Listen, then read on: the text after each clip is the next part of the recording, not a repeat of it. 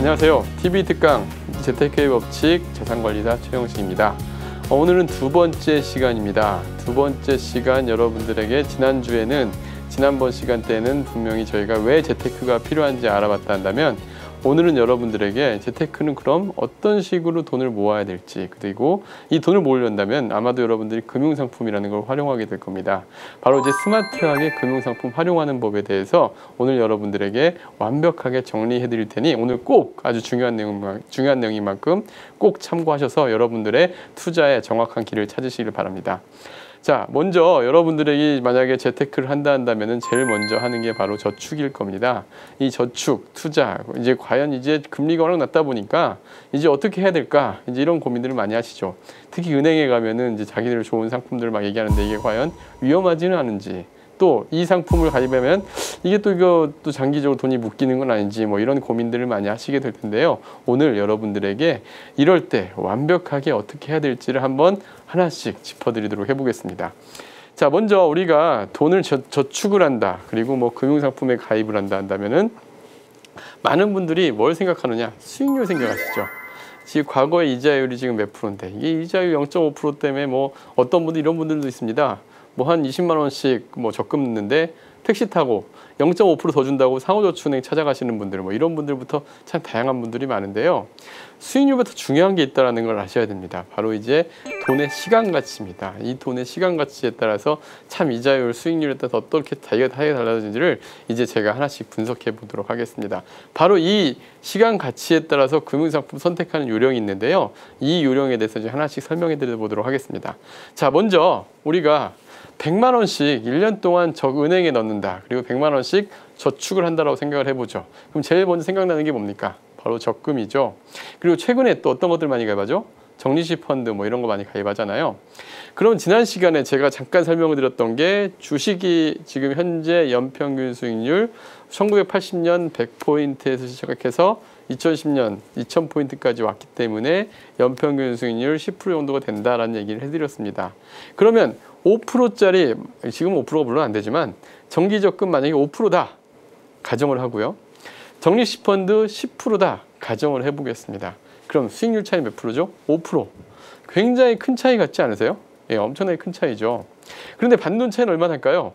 자, 만약에 5%짜리 정기적금을 만약에 넣는다. 월 100만 원씩 1년 동안 넣은 원금은 얼마입니까? 1200만 원이죠.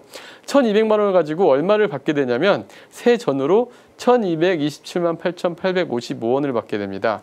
여기에서 이자 27만 8855원에서 15.4% 이자 속세를 빼고 나면은 약 한 25만 원 정도를 받게 됩니다. 그러면 1200만 원 넣고 25만 원 받는다. 되게 적다. 이런 생각이 드시잖아요. 5%인데. 근데 지금 2.5%면 이거보다 더 줄겠죠. 자, 그러면 10%면 얼마를 받을까요? 엄청 많이 받을 것 같지 않으세요? 뭐 몇백만 원 더 받을 것 같잖아요. 실제로는 이 정도 차이 납니다.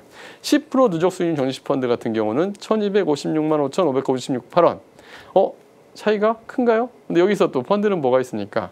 수수료라는 게 있죠. 수수료가 약 한 1%대가 빠지고 나면은 약 1250만 원 정도 받게 됩니다. 그러면 세후 1225만 원과 수수료 차감 후 1250만 원. 차이는 얼마나죠? 25만 원. 차이가 큰가요? 원금 1200만 원인데? 예. 아마 여러분들이 1200만 원 넣으면서 25만 원 차이다. 생각보다 크게 느껴지지 않으실 겁니다. 근데 펀드는 뭐가 있죠? 펀드는 뭐가 있냐면 반드시 그 안에 위험이 도사리고 있습니다. 어떤 위험이 도사리고 있느냐? 예를 들면 2010년 9월 달에 월 100만 원씩 주식형 펀드를 1년 동안 넣으면 2011년 8월에 찾게 됩니다. 2011년 8월 어떤 일이 있었을까요? 이분이 만약에 월 100만 원씩 넣고 주식형 펀드 그냥 뭐 어떤 개별 기업의 주식에 있는 게 아니라 우리나라 주가 지수에 따라서 수익이 결정되는 이런 펀드에 넣었다 한다면 얼마를 찾을까요? 1200만 원을 넣고 1000만 원 정도를 찾게 됩니다. 약 200만 원 정도 손실을 보게 되는데 왜 그러냐면 2010년부터 2011년 여러분들의 기억 속에 특별하게 막 그 리먼 사태 같은 그런 기억나는 사태가 있습니까? 사실은 없으시죠. 근데 2010년 9월부터 2011년 8월까지 사실 주가는 횡보장이었어요. 그런데 실제로 2011년 8월 한 달에 어떤 일이 있었냐면 여러분 기억나시나요? 그리스 사태라고요? 아마 그때 그런 일이 있었지 생각날 겁니다. 그때 돈을 모을 때는 그냥 잘 모아왔어요. 그런데 1년 동안 1200만 원이 모여있는데 여기에서 갑자기 한 달 만에 20%가 하락하는 장을 한번 경험하게 됩니다. 그때 어떻게 됐냐면 1,200만 원이 바로 1,000만 원으로. 내가 벌 수 있는 수익은 아까 분명히 말씀드렸지만 1980년부터 2010년까지 연평균 10% 정도의 기대 수익이 있는데 위험은 어떻게 됩니까? 위험은 굉장히 크죠. 내가 벌 수 있는 기대 수익에 비해서 위험이 크다.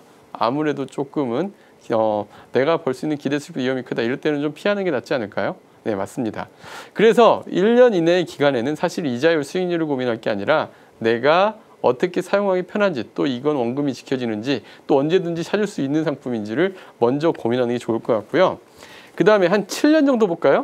7년 정도를 보면 이렇게 됩니다.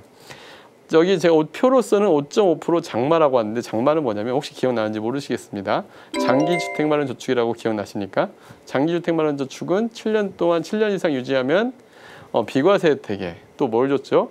연말 정산 혜택까지 줬는데 제가 5.5%이 수익 안 나거든요. 5.5% 예시했던 이유는 뭐냐면 내가 이거를 갖다가 연봉 5천만 원이신 분이 연말 정산 받는 걸 다시 다 재정립한다 했을 때 약 5.5% 수익이 되더라고요. 그래서 5.5%와 그 다음에 적립식 펀드 10% 정도 수익률이다 했을 때 한번 비교해 볼까요? 원금은 7년 동안 넣는다. 100만 원씩 7년 동안 넣는다. 원금은 얼마냐면 8,400만 원을 투자하게 됩니다. 5.5% 장기주택마련저축 찾는 거, 7년 만에 찾는 거는 1억 200 정도를 찾게 됩니다. 1억 200, 17만 9,391원을 찾게 되고요. 만약에 10% 수익률 펀드다 그런다면 1억 2,095만 418원. 원금은 8,400만 원이고요. 차이는 얼마 차이 나죠? 1,800만 원 정도. 1,800만 원 차이가 나면은 원금으로 기준으로 18개월치 정도 차이가 나잖아요. 이때는 어떻습니까? 해볼만 하죠. 네, 맞습니다. 해볼만 합니다. 그리고 만약에 이 수익률 퍼센트 지금 4.5% 차이잖아요. 그런데 더 재밌는 걸 보여드릴게요. 만약에 월 20만 원씩 30년간 내가 은퇴자금으로 모아간다. 은퇴자금으로 모아간다 해서 30년을 저축을 했다. 그리고 5%짜리 적금에 넣었다. 그리고 7%짜리 펀드에 넣었다를 가정해보죠. 수익률 차이 몇 프로요? 2%. 2% 차인데 30년 동안 20만 원씩 매월 넣게 되면은 원금은 얼마냐면 1년에 240만 원씩 30년이니까요. 7,200만 원을 총 넣게 되는데 30년 뒤에 5%짜리 만기 금액은 1억 6,645만 1,727원. 7%짜리 펀드는요. 2억 4,399만 4,199원. 약 한 8천만 원으로 차이가 나죠. 원금 얼마요? 7,200만 원인데 원금 이상의 차이가 벌어지죠. 2% 차이인데 고작 2% 차이인데 여기서 여러분들이 착안할 게 하나 있습니다. 뭐냐면 금융상품 모를 때 여러분들이 찾을 시기를 반드시 정하세요. 언제 쓸 것인가? 이 돈은 내가 언제 찾을 것인가? 그래서 내가 단기적으로 찾아야 된다면 제가 선택하는 금융상품은 이 표로서 보여드리겠습니다. 먼저 1년 이내에 써야 될 돈이다. 어떤 것들이 있을까요? 여러분들이 뭐 휴가비로 휴가를 간다든가 뭐 또 전세 만기가 다가오는데 전세 보증금을 내야 될 돈이라든가 또 부모님 생신에 대비해서 뭐 어떤 걸 준비했는데 몇백만 원 운영해야 되는데 어디다 넣어야 될 건가? 이런 거는요 여러분들 고민하지 마세요. 이자율 뭐 2% 찾아서 뭐 저축은행 찾아가고 이거 택시비도 안 나옵니다. 이자로. 이럴 때 어떻게 되냐면 1년 이내에 찾아야 될 돈은 CMA라는 상품 아십니까? MMF, MDA. 즉 이런 걸 수시 입출금 상품이라고 합니다. 즉 가장 고려를 해야 될 거는 상품의 유동성입니다. 언제든지 찾을 수 있는 거. 이런 걸 먼저 고민을 하셔야 되는데요. CMA, MMF, MDA 언제든지 찾는데 어떤 페널티 조항도 없죠. 그래서 1년 이내에 찾을 때는 수익률이 중요한 게 아니라 바로바로 찾을 수 있는 유동성이 중요하다. 그리고 이제 1에서 3년 사이 어떤 목표들이 있을까요? 보통 집을 산다거나 아니면은 뭐 전세금을 증액해야 된다거나 저희 고객분들은 뭐 이런 목표들이 많이 있더라고요. 또 어떤 분은 차를 산다는 거다. 뭐 이런 분들이 있습니다. 자, 그럼 이런 1에서 3년 사이에도 역시 수익률 1, 2% 차이에서 앞에서 보신 것처럼 받는 돈의 차이가 그렇게 크게 벌어지지가 않아요. 그랬을 때 상품의 안정성을 고려합니다. 이때는 정기 예적금 또는 최근에 뭐 중위험 중수익으로 원금 보장을 해주는 원금 보장형 ELS 보통 평균적으로 수익률이 연에 한 4에서 5% 정도 기대를 할 수가 있습니다. 그리고 주가 연계 예금 이런 것들이 아마도 여러분들이 선택할 수 있는 좋은 선택법이 될 것 같은데요. 1에서 3년 사이에 정기 예적금이 지금 한 3%대 그리고 CMA가 한 2.5%대 1에서 3년 사이 0.5% 차이인데 CMA는 바로 찾으면은 황금성이 있는데 바로바로 찾을 수가 있는데 예금은 만기인을 찾으면 어떻게 되죠? 만기인을 찾으면 이자 페널티를 물잖아요. 근데 왜 CMA를 안 하고 예금을 했을까요? 바로 이 찾을 수 있다는데 또 함정이 있습니다. 어떤 함정이 있냐면 만약에 CMA 찾을 수 있다 한다면은 내가 1년 뒤에 차를 사려고 돈을 모았는데 CMA 들어있다 보니까 또 바로바로 뺏어버리네요. 즉 목적대로 못 쓰게 되겠죠. 이런 걸 방지하기 위해서 또 예적금을 또 활용하는 겁니다. 예적금이라고 해서 금리가 무조건 낮으니까 이거 하면 안 되지 이런 상품 생각하지 마시고요. 1에서 3년 기간 내에는 정기 예적금만 한 게 사실 또 없습니다. 그리고 이제 3에서 10년 사이, 이제 3년을 넘어가면서부터는 차차차차 이제 수익률 1% 차이에 이제 받는 돈이 좀 벌어지기 시작합니다. 그리고 3에서 10년 사이란다면은 주가가 등하락을 만약에 이렇게 막 왔다 갔다 한다 하더라도 어느 정도 조정을 보지만 다시 또 회복을 할 수 있는 시간적 여유도 있습니다. 그런데 이때도 저 주의할 건 하나는요. 무조건 위험성 있는 자산에 들어가는 건 중요하지 않아요. 절대로 하시면 안 됩니다. 나의 최대 손실폭을 절대적으로 마이너스 10% 넘지 않게 자산을 운영하는 게 중요한데 이때 가능한 상품들이 있습니다. 보통 주식형 펀드들을 많이 하시는데 우리나라 펀드, 주식형 펀드 말고 이런 펀드들이 있어요. 채권 혼합형 펀드. 이건 뭐냐면 주식의 30% 이내, 채권의 70% 이상 이렇게 들어가는 펀드들이 있거든요. 채권은 어떤 펀드냐? 어떤 채권이냐? 국공채. 그리고 우리나라 신용평가 등급 AA 등급 이상 뭐 이런 기업들 예를 들면 이런 거죠. 삼성전기 뭐 이런 데들이 AA 등급 정도 됩니다. 얼마 전에 또 포스코 이런 게 또 AA 등급 정도 되는데요. 이런 회사의 회사채 좀 안전하겠죠. 그리고 공채 또 지방채, 은행채 이런 데들의 보통 채권에 들어가는데 이런 채권과 나머지 30% 자산이 주식에 들어간다면은 리먼 사태 때에도 마이너스 10%를 넘지 않았습니다. 리먼 사태 최악의 손실 상황에서 마이너스 10% 넘지 않는 이런 상품들을 운영하신다면 은행 이자보다 플러스 한 2, 3% 정도 아까 제가 보여드렸듯이 2, 3% 차이에서 받는 돈 차이를 크게 벌릴 수 있는 훌륭한 상품이 됩니다. 이때 가능한 게 채권합병 펀드, 주식합병 펀드 또 여러분들이 요즘 많이 하는 ELS, ELF 이런 상품들이 좀 이런 상품이 될 것 같고요. 그 다음에 10년을 초과하는 목표가 있죠. 어떤 목표가 있습니까? 자녀 교육 자금이라든가 아니면은 노후 자금이라든가 이런 상품들은요. 사실 이제 세금 부분을 좀 고민하시기 시작하셔야 됩니다. 10년 이상 유지하게 되면은 15.4% 이자소득세를 전혀 부과하지 않는 보험 상품들이 있습니다. 얘는 이 10년 이상 유지해야 되는 이런 상품들은 단기간에 찾을 때 그만큼 또 페널티, 즉 손실의 금액이 클 수가 있습니다. 초기 사업비가 큰 만큼. 이럴 때 저축성 보험이라는 걸 활용할 수가 있는데요. 이 상품들은 절대적으로 10년 이상 유지해야 되기 때문에 어떻게 하셔야 되느냐. 내 저축 금액 내에서 절대 20%를 넘지 않게 꼭 투자하시기 바랍니다. 세금 때문에 10년 이상 유지한다는 게 참 쉽지 않은 일이거든요. 그래서 10년 이상 유지하는 상품은 한 저축금액 절대적으로 집을 사신 분들은 20% 이내, 현재 집이 없으신 분들은 10% 이내 이렇게 해서 운영하시면 가장 좋을 것 같습니다. 그래서 금융상품 선택 시기 제일 중요한 거는 뭘 선택해야 되느냐? 찾을 시기를 고려하셔라. 그리고 찾을 시기에 맞게 자산을 배분하셔라. 이런 분들이 이제 좀 아시겠나요? 금융상품? 복잡하지 않습니다. 금융상품은 그 원리만 알면은 되게 쉽게 찾아갈 수 있는데요. 오늘 시간 이렇게 먼저 분류하는 법 알려드리고 오늘은 여기에서 보면 여러분들이 이제 안전자산이라고 하는 예금 자산에서 어떻게 안전하게 운영해야 될지까지 오늘 설명을 드리고 다음 시간에는 이제 투자형 상품에 대해서 설명을 해드릴 텐데요.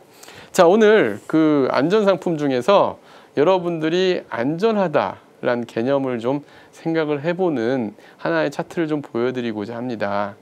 2011년 여러분들 기억하십니까? 그 예적금 하면 어떻게 생각하시나요? 5천만 원까지 예금자 보호를 해준다. 그러니까 내 원금이 보장이 된다. 원리금 5천만 원까지. 그러니까 안전하다. 이런 생각을 하는 이제 저축을 많이 하시죠.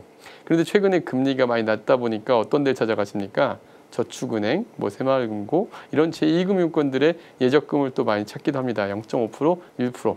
1억을 만약에 예금을 예치를 하게 되면은 1% 차이다. 그러면은 거의 100만 원 정도 차이가 나잖아요. 이 100만 원 정도 이자 차이가 나기 때문에 이제 이때는 이제 막 1%를 찾아가시는 분들이 계시고 저도 그 방법이 틀린 방법이 아니다라고 생각하지만 근데 반드시 1%를 더 주는 데는 그만큼의 위험은 늘 존재합니다. 그러면 그 위험이 어떤 위험이 있느냐 그리고 어떤 생각을 하셔야 되느냐 2011년도 여러분들 기억하십니까? 부산저축은행, 솔로몬저축은행 갑자기 그 예금자 보호법 나오면서 영업정지가 되고 또 그 은행의 후순위 채권에 투자하셨던 분들은 원금에 한 푼도 못 받게 되는, 그래서 지금 소송도 지금까지도 하고 있고 내 돈에 1억이 물려 있는데 여러분들 생각해 보세요 한번. 그때 만약에 내 돈을 내가 찾고 싶을 때 못 찾게 된다. 아주 좀 당황스럽죠. 예. 그런데 이것도 사전에 여러분들이 인터넷 2번만 클릭해 보시면은 이런 저축은행을 피할 수 있는 방법들이 있습니다. 이거는 저축은행뿐만 아니라요. 모든 우리가 돈 관련해서 운영하는 금융기관인 동일하게 적용되는 기준이 있는데 혹시 여러분들 들어보셨습니까? BIS 비율하고 고정이하 여신 비율 이런 용어를 들어보셨나요? 이 두 가지 용어만 잘 알아도요. 여러분들이 향후에 고금리 저축은행 얼마든지 안전하게 활용할 수가 있습니다. 한번 볼까요? 자, 제가 지금 표를 준비했는데요. 먼저 고정이하 여신 비율과 BIS 비율이라는 게 있는데 BIS 비율이라는 건 뭐냐면 이런 겁니다. 이제 부채가 있고 자산이 있고 자본이 있습니다. 각 은행마다 어떤 금융기관마다 전체적으로 만약에 내가 은행에 예금을 하면 은행의 입장에서 이 예금은 부채일까요? 아니면 자기들 돈일까요? 바로 남의 돈, 부채죠. 저한테 빚을 진 거잖아요. 그리고 이자를 주는 거잖아요. 이제 이자가 높다라는 건 전체 자산에서 자기 자본 비율이 그만 낮다는 얘기입니다. 그런데 대부분 은행들은 이 부채 비율이 높은데 지금 금융감독원에서는 8대8의 법칙이라 그래서 이 BIS 비율, 전체 자산에서 자기 자본이 차지하는 비율이 8%인데 8% 이상이면 안전하다 이겁니다. 그런데 지금 현재 우리나라 은행들은 대부분 8% 넘고 있습니다. 이금융권들이 안 되는 경우들이 있는데 근데 사실은 자기 자본 비율보다 더 중요한 게 있습니다. BIS 비율은 많은 분들이 이 얘기도 듣고 또 8% 이상을 해야 된다는 걸 알고 있어요.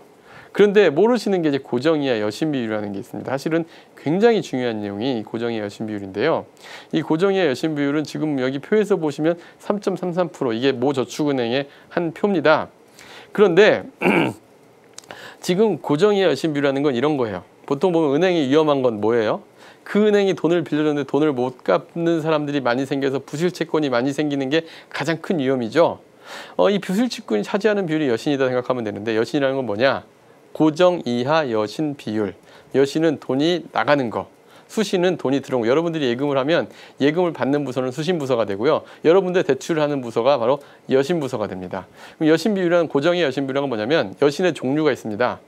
만약에 돈을 빌려줬는데 만기가 아직 안 지났어요. 그리고 정상적으로 다 이자가 들어오고 있어요. 이런 거를 정상채권, 미연체채권, 정상채권이라고 해서 얘는 만약에 100원을 빌려줬으면 100원을 그대로 인정합니다. 그러니까 우리가 이제 3개월마다 회계감사를 받게 되는데 100원이면 100원이다. 요주의 채권이라는 게 있습니다. 요주의 채권은 뭐냐면 이제 만기가 지났어요. 연체를 되기 시작했네요. 연체가 한 1에서 3개월 정도, 3개월 이내에 있는 연체 채권이라 한다면 얘를 이제 요주의 채권이라 합니다. 요주의 채권은 100원이라면은 평가를 할 때 2%는 상각, 2%는 손실로 잡고 98원만 인정합니다. 그리고 고정채권이라는 게 있습니다. 고정채권은 이제 3개월 이상 연체될 때 고정채권이라고 하는데 이때는 고정채권은 3개월에서 12개월 사이까지 1년 이내까지 연체인데 이때는 100원을 80원으로 인정합니다. 20원만큼은 상각, 20원만큼은 손실로 잡는 거죠. 그리고 이제 1년이 넘어가면 회수 의무과 추정 손실로 나뉘게 되는데 회수 의무는 이제 법인격은 살아있는 거, 근데 추정 손실은 아예 100% 생각하는 건데 그럼 고정의 여신 비율은 뭐냐? 전체의 대출 중에서 이 3개월 이상 연체한 금액이 차지하는 비율, 즉 부실채권의 비율을 얘기합니다. 사실 이 부실채권의 비율이 정말 중요합니다. 이 8대8의 법칙, 고정의 여신 비율 8%. 이 여신 비율은 고정의 여신 비율은 높을수록 안 좋겠죠. 왜? 부실채권이 그만큼 많다는 얘기니까. 그러면 고정 이하 여신 비율이 낮다라는 건 그만큼 안정적으로 잘 운영하고 있다는 거지 않습니까? 그래서 8% 이하면서 BISB 8% 이상이면 우량 은행이다. 이제 이렇게 얘기를 하고 있습니다. 그래서 여러분들이 이거는 여러분들이 저축은행에 저축을 한다 그러면 그 사이트에 들어가서 한 번만 클릭을 해보시면 경영지표라는 게 있습니다. 경영지표에 보면은 요약공시라는 게 있고요. 그 요약공시에서 들어가 보면은 실제로 이 표들을 볼 수가 있습니다. 이 은행 어떨까요? 고정이하 여신 비율이 3.33%.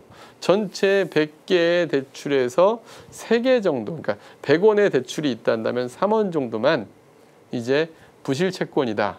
실질적으로 우리나라 1금융권들이 평균적으로 보면 한 4에서 5% 정도 고정이하 여신 비율이 있거든요. 자, 이런 걸 본다 한다면은 저축은행도 내가 충분히 알고 고르면 괜찮아요. 근데 사람들 어떻게 생각하죠? 저축은행 하면은 위험하다. 또 주식 투자하면 무조건 손해본다. 근데 꼭 그렇진 않거든요. 그래서 여러분들이 그 손해를 본다라는 이 원리만 잘 알잖아요. 여러분들이 얼마든지 좋은 은행, 좋은 채권 잘 고를 수가 있습니다. 근데 많은 분들이 보면은 이렇게 시장 전체를 보는데 개별 은행 또 개별 종목을 꼭 잘 염두에 두실 필요가 있습니다. 그 다음에 여기서 하나 저축은행에서 제가 또 하나 좀 주의해야 될 거 하나 말씀드릴게요. 많은 이제 은행 직원분들이 예금처럼 예전에 팔았다가 문제가 됐던 게 부산저축은행 이런 데서 많이 있었던 후순위 채권 사고입니다. 후순위 채권이라는 거는 이제 예를 들면 저도 2008년도에 그 금융위기 당시에 증권사 거래를 했는데 증권사에서 그런 문자들이 많이 왔어요. 연 고정 10% 수익 보장, 그리고 후순위 채권 무슨 저축은행 발행, 이런 거 보면 어때요? 야, 10%면은 그것도 이자로 주는데 주식가의 변동도 없는데 괜찮은 것 같잖아요. 근데 사실 후순위라는 게 굉장히 무서운 겁니다. 뭐냐면은 만약에 여러분들이 이 채권에 투자를 했는데 이 회사가 영업 정지를 당하거나 하면 보통 청산, 이제 이 회사가 이제 망하게 되면은 청산이라는 걸 하게 되는데 가장 먼저 가져가는 사람이 예금하신 분들, 이런 분들이 돈을 먼저 가고 남는 자산들을 가지고 나눠내게 되는데, 후순위 채권은 모든 채권자들이 가져간 다음에 가장 나중에 가져간다. 그래서 배당이 가장 늦게 된다. 그래서 후순위 채권이라고 하는데, 후순위 채권 투자는 좀 주의하실 필요가 있습니다. 그래서 여러분들이 굳이 그런 게 아니더라도 투자할 게 많이 있기 때문에 그런 위험 요소들은 반드시 알고 투자하셔야 됩니다. 그래서 저희 이제 재테크업 측에서 이런 위험 요소들을 하나씩 또 설명해 드리도록 하겠습니다. 바로 이제 이 고정이익 여신 비율과 자기자본 비율을 2011년 당시 저축은행 사태 때를 한번 볼까요? 여러분들이요, 한 홈페이지만 2번만 클릭하면 이런 정보들을 볼 수가 있습니다. 제가 이거 2011년 이제 그 영업 정지를 발표하기 전에 바로 이제 제가 조사를 해서 실제로 이렇게 한번 쭉 조사를 해서 저희 이제 이렇게 한번 조사 표로 한번 만들어 본 내용인데요. 저희 고객분들이 이런 걸 요청하셔가지고 만들어서 한번 비교를 해봤습니다. 저축은행이 다 위험한 게 아닙니다. 보시면은 뭐 여기 동부저축은행이나 뭐 삼성저축은행 보시면은 고정이익 여신 비율이 당시 4.6%, BIS 비율 11.5%. 어때요? 1금융권이랑 별 차이가 없잖아요. 또 영업이익도 52억씩 내고 있고요. 반면에 그 당시에 가장 대형 무량 저축은행이라고 했던 솔로몬저축은행 볼까요? 고정이익 여신 비율이 12.3%, 아까 8대8의 법칙에서 분명히 위배돼 있죠. 그 다음에 BIS 비율은 9.16%. 이 고정이익 여신 비율과 BIS 비율까지만 얘기했는데 하나 더 있습니다. 뭐냐면 이 회사가 영업이익을 계속적으로 꾸준하게 잘 내주고 있느냐, 이런 내용도 잘 보셔야 되거든요. 보시면 이 영업이익에서 또 마이너스 1200억 이렇게 내고 있잖아요. 이게 다 징후가 있습니다. 위험저축은행들이. 그러니까 여러분들이 이 세 가지 영업만 잘 하더라도 얼마든지 여러분들이 잘 해나갈 수가 있습니다. 자, 오늘 바로 저희가 이제 금융상품 선택 요령하고요, 그 다음에 안전한 은행 고르는 법에 대해서 얘기를 해드렸는데요. 어떠세요? 좀 와 닿으시나요? 잘 안 와닿으시더라도 매번 계속 공부를 반복해서 하다 보면 여러분들도 이런 방법들을 찾아갈 수 있을 겁니다. 다음 시간에 투자 상품에 대한 얘기를 하실 때 더 자세히 보시다 보면 안전하고 좀 약간 수익성 있는 걸 찾을 수 있을 겁니다. 자, 오늘 여러분들에게 안전한 저축은행 고르는 법까지 강의했습니다. 재테크의 법칙 최영식이었습니다. 감사합니다.